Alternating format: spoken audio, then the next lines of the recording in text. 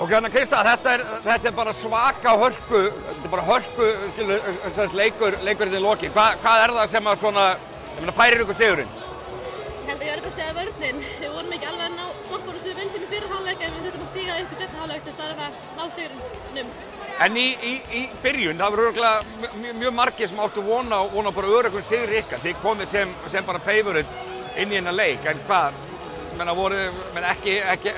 Ekki var vannmatt hjá okkur? Nei, við náttúrulega ekki að segja það. Bara Hamar fólk komum bara brálaðar inn sem við vorum alveg búist við. En við þurftum bara að sýna að við vildum þetta meira. Já, og þetta náttúrulega bara hörku, þetta jafnt eiginlega allan tíma. En svo í lokin svona, eru þið eiginlega bara konna með þetta, en það svara bara aftur og aftur. Fór ekki aðeins þig? Alveg pínu, það var smá svona stakk, skilur, en við þurftum bara að ná stoppunum og til þess að segja að við sýndum það inn í lokin og við góðum það. Ok, og nú er þetta seinni undanúrslitaleikurinn að bara hefjast. Ertu með Óskar móteri á laugardaginn? Nei, við þurfum bara að mæta saman hverjum á laugardaginn, við þurfum að sýna að við viljum vinna til þess að koma, þetta þykir alltaf nokkuð. Menn að Suðurnes slagur, hlýtur að vilja sjá það, eða ekki?